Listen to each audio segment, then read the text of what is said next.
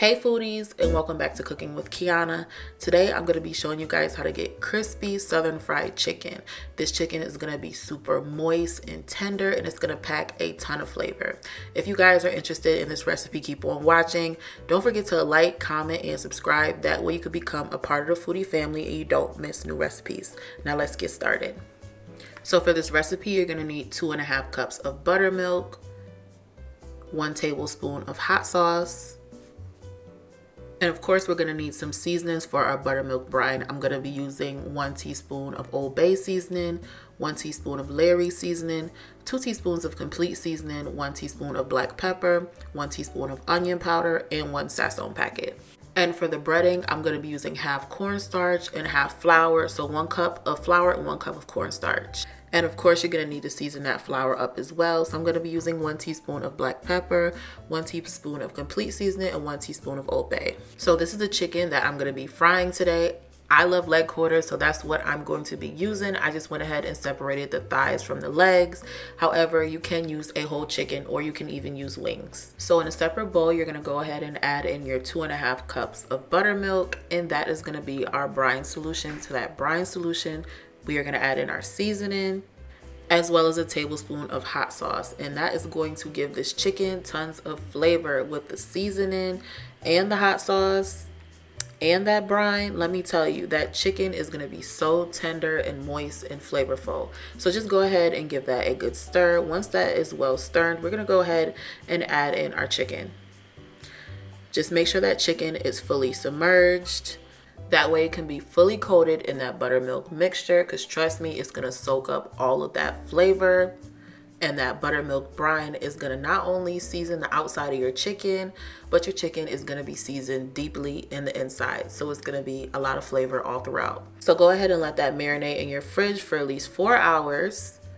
And now we're going to go ahead and season up our flour. So this is about 2 cups of flour, but it's actually half and half. So it's 1 cup of cornstarch and 1 cup of flour. To that, we are going to add in our seasonings. And we're just going to go ahead and give that a good stir. And remember guys, since it is flour, you can taste it to see if you want to add a little bit more of something. All right, so it has been about 4 hours, and we're going to go ahead and remove our chicken, shake off that excess buttermilk, and we're going to dip that directly into our seasoned flour.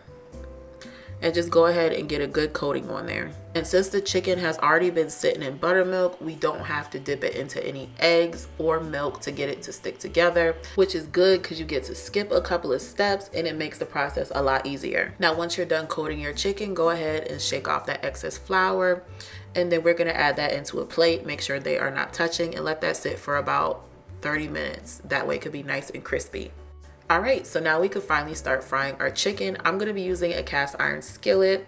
So what I'm gonna do is I'm gonna cook these thighs for about 20 minutes, making sure I'm flipping them occasionally so they can get nice and golden brown. Also making sure they are cooked in the inside. So you wanna make sure that chicken reaches an internal temperature of 165.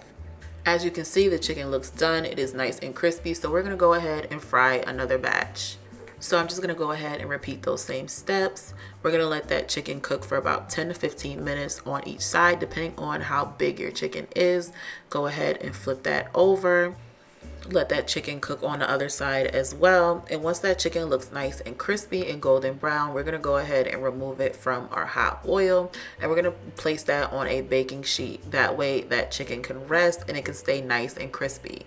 And it won't be super soggy and oily. Just look at how crispy that chicken is. I hope you guys enjoyed this recipe. You guys definitely need to try this out. That is why I have left the full recipe in the description box below. Don't forget to like, comment, and subscribe. And while you're at it, don't forget to hit that notification bell as well. That way you do not miss weekly recipes.